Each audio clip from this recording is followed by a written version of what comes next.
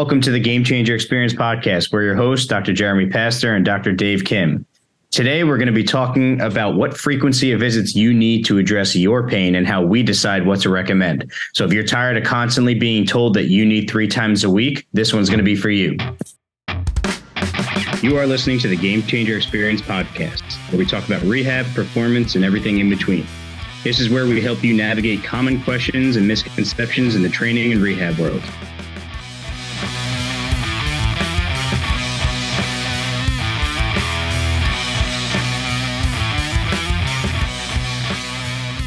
So I think one of the really common things when it comes to physical therapy, on the patient side at least, is this recommendation that or expectation that everybody needs 3 times a week for, let's say, 4, 6 weeks, 8 weeks, whatever it is, in order to kind of get to their goals, in order to get out of pain, right? And this expectation, right? This kind of norm that everyone goes to physical therapy 3 times a week.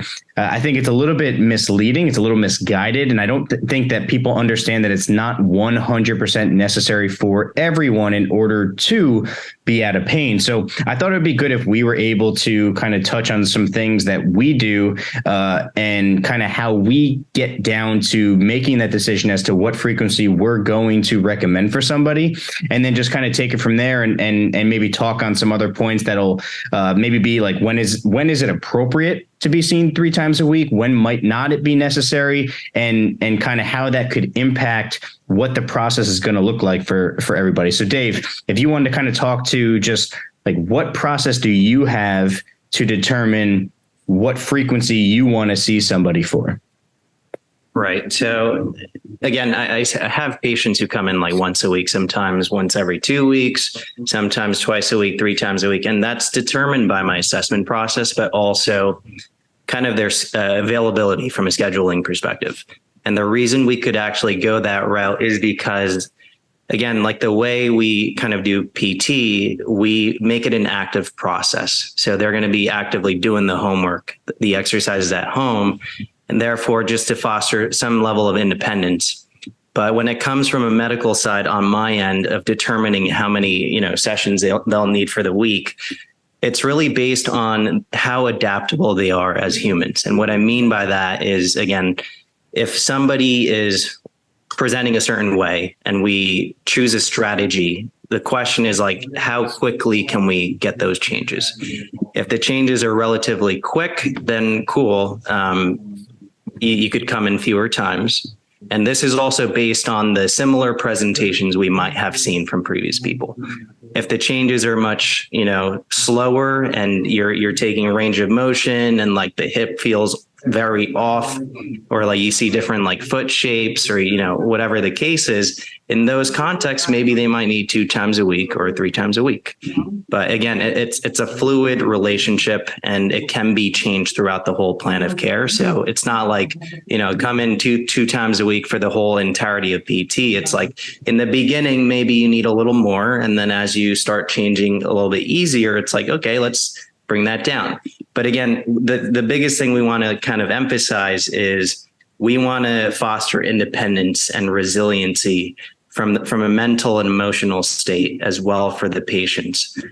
Because, again, like if we're having them come in 3 times a week and their previous experiences were kind of similar to that, they're going to be extremely dependent on us as practitioners.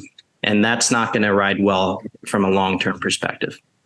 Yeah, I think I would definitely agree on the dependency standpoint, right? But when I have someone come in for a consult and we're trying to establish what the process could potentially look like for them, inevitably, almost everybody says, like, what frequency would you recommend? And I almost feel like I say something similar to all of them, where it's like, I'm not sure yet, but I'm going to talk you through how I'm going to decide, right? So then we set up the initial evaluation. I tell them, I go, listen, the initial evaluation is going to tell us, what are we working with, right? What is our baseline? We're going to talk about what it means. We're going to talk about how we're going to use this information to guide our decision making. But really, like, it might give us a slight bit of information, meaning It's going to tell us what we're working on. We're going to try some stuff that day. We might be able to create some change, but it's still not enough information to really project the next couple weeks or months, right? It's an important first step. I might even be able to give you my opinion, like, oh, you know what?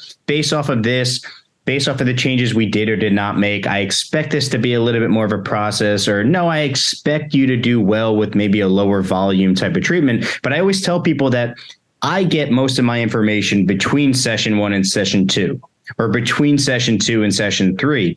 And the reason for that is we're not just trying to see what changes we can make within session. We're trying to see if we make those changes, how well do those changes stick, right? Because what we're trying to find is what is the least amount of time we need to spend together in order to get you towards your goals, right? So I tend to lean towards a lower frequency because that's what allows me to see people for a longer period of time, right? Because I think that we know, even if we're able to create change in a week, there's nothing that's going to happen in a week that's going to overcome 20, 30, 40 years of repetition, right? We can Absolutely. make change, but if we want to make sustainable change and we want these people to influence the way that they move, we know that we need a lot of repetition. Now, the point that we make known to our patients is that repetition does not need to and should not only be when you're seeing us. Because even if we saw you 3 times a week, there is no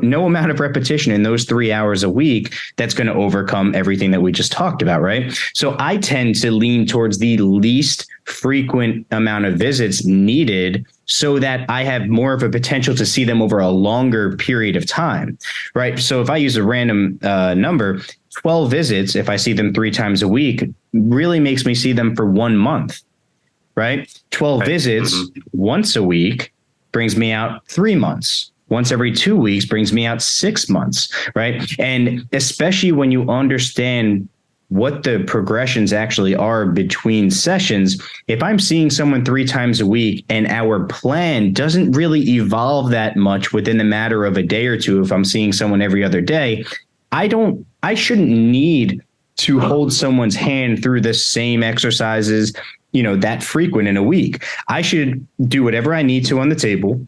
I should use that time to teach them how to do the things that I want them to do. And then they should be able to practice on their own. And if the follow-up goal is for them to continue to practice those exercises, that does not need to be in the clinic.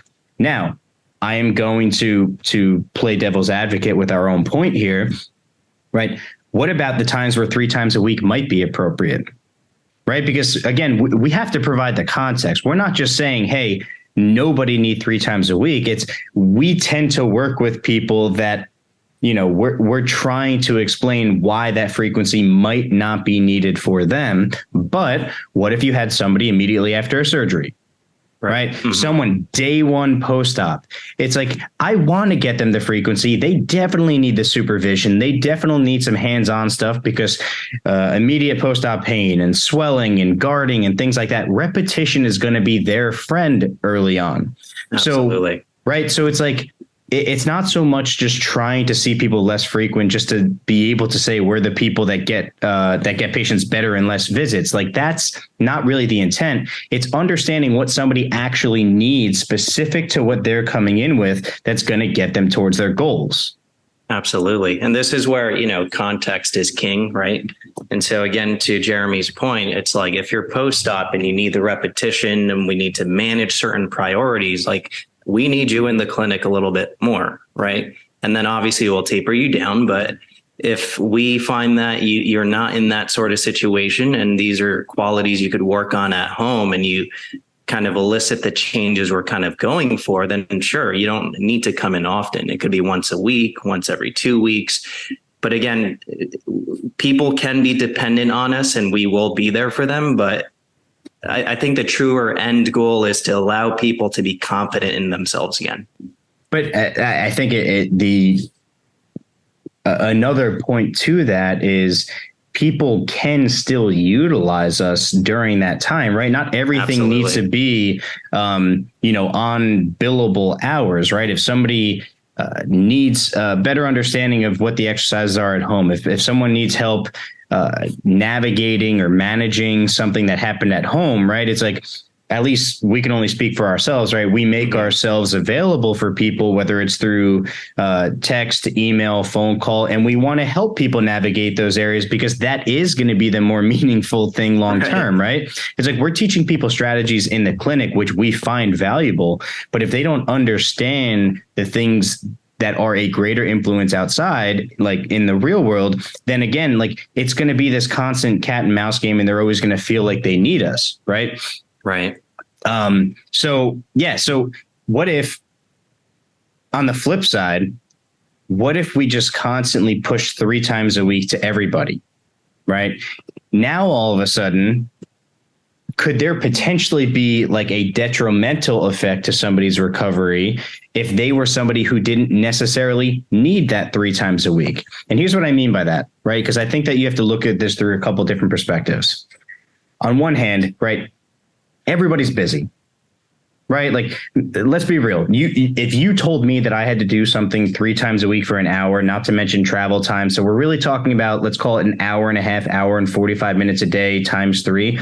I would tell you that I don't have that time in my day. Now, if you made me believe that I needed that in order to get better, and I would thought to myself, I can't do that, natural thought process would be, I can't do that, so I am not going to get better. Right. It's almost like it comes down to how things are presented too. Like you said context is so important. It's like understanding the context of the person in front of you too. Right. It's like, first, we need to see what's even feasible for that person. How much time do they have available in their week to potentially meet face to face?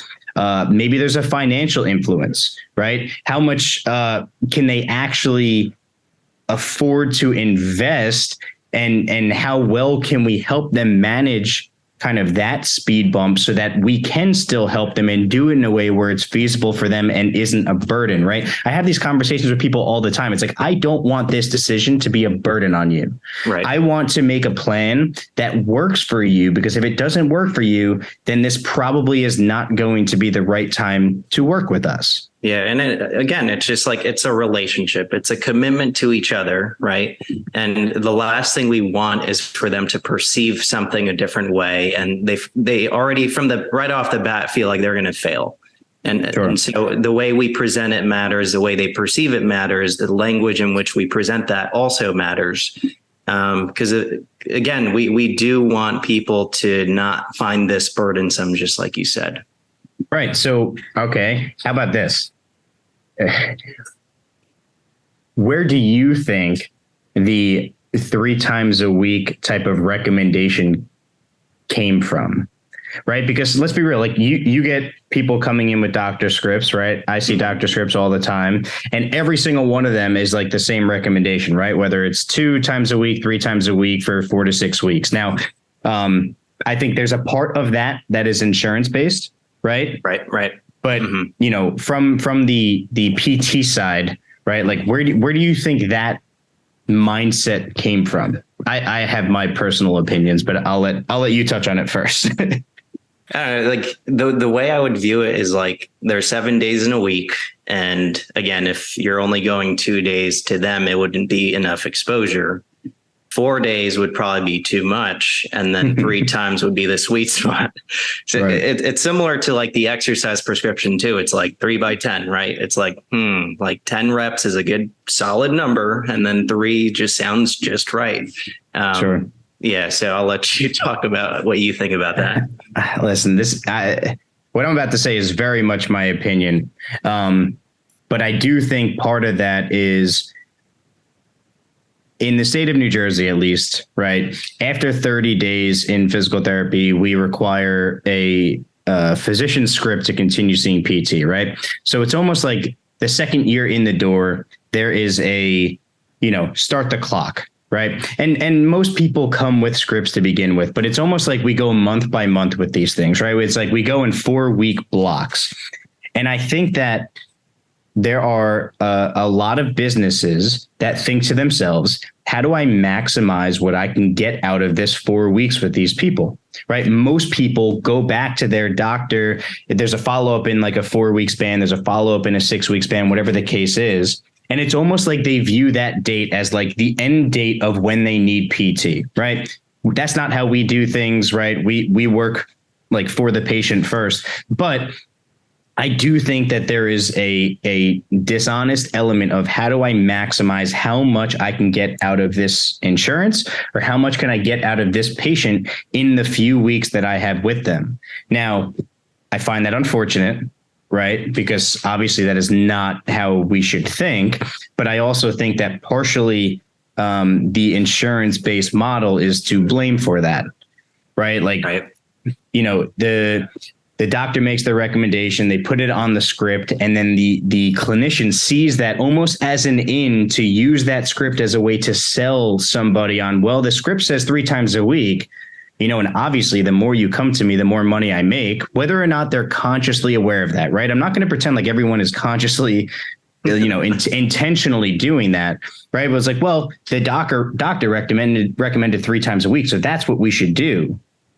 Right. I could speak from experience. Like my first job, I used to get like angry emails if I didn't see somebody for a certain number of visits. Yeah. And that just, I mean, that's part of the reason why I'm not there.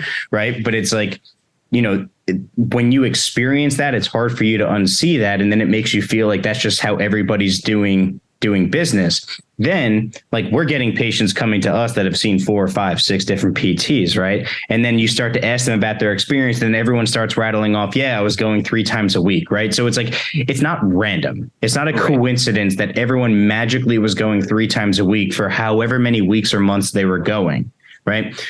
Or let's just say on the flip side, let's say maybe the clinic is a little bit of a lower price point, right? And maybe they're a higher volume type clinic.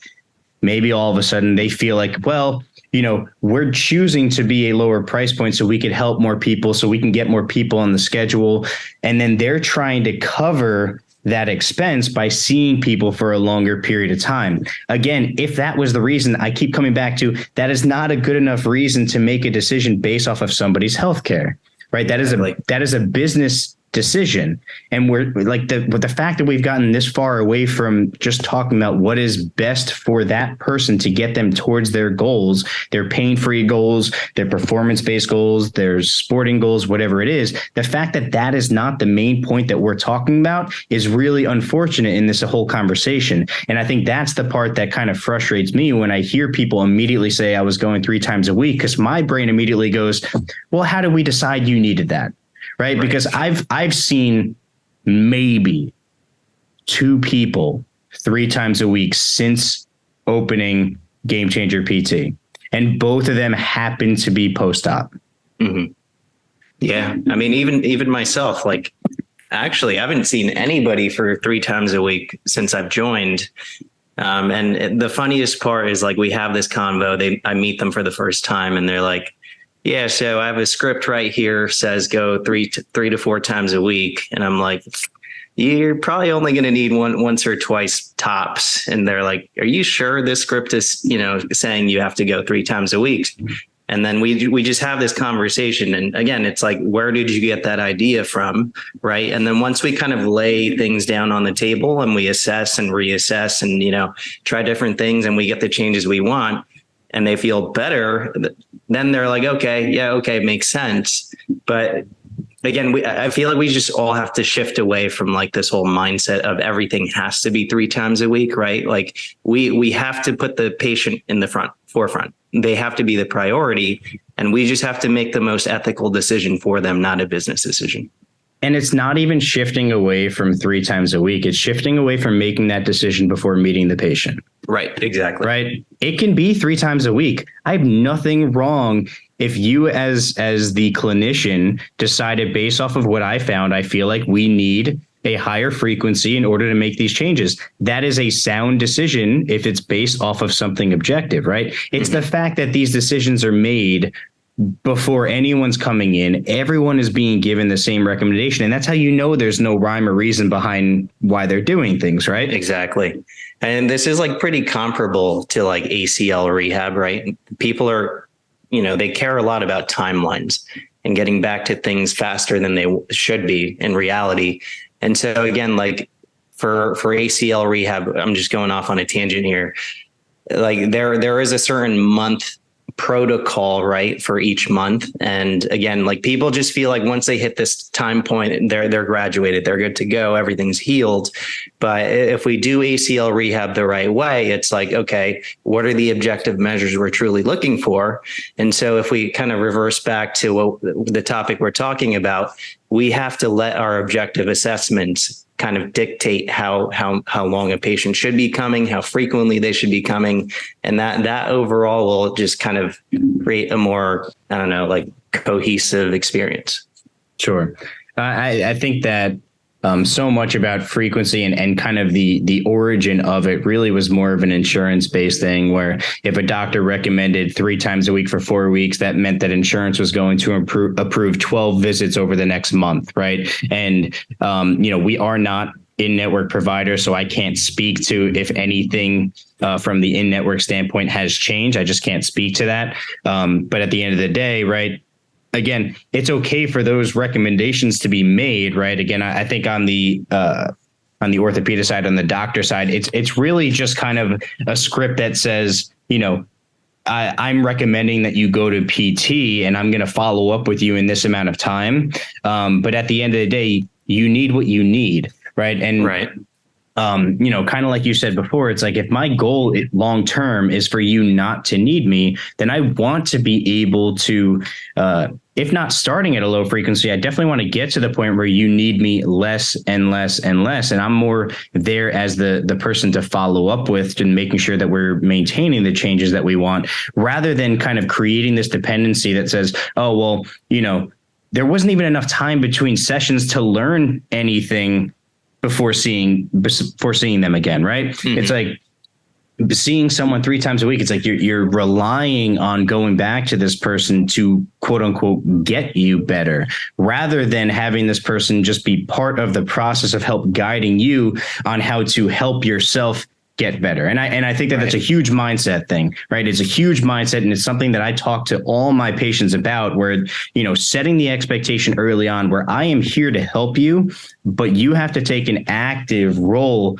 in this process in order for us to create the change that we want. If you actually do want to see me less frequent and not have to come here more frequent to create these change, you are going to be responsible to do more outsid of here. And they have that locus of control, right? Yeah. And some people are open to that. And I guess other people, would rather their handhold. And if that's the case, right, then they're going to always be open to the higher frequency type of treatment models. Right. Absolutely. You nailed that on the head. Yeah. So, it's a question that I always get asked. I mean, pretty much every new patient's always just like, what frequency do you think we need? Or even on the flip side, some people come in and before even talking to me, they tell me they can't afford to work with me because they can't afford our rate 3 times a week. And it's like they have this thought just ingrained in their mind, because that is just what society has been made to believe that everybody needs. And we're not saying that nobody needs it or that it might not even be the recommendation for you. We're just saying that there is not enough information before meeting you to determine that information yet. And I could speak for both of us, because I think that, I try to run a very patient-centered, like honest type of business, that it's, if the right recommendation for you was 3 times a week, we would tell you, and then we would work together to decide if this is the right place for you to do that level of frequency.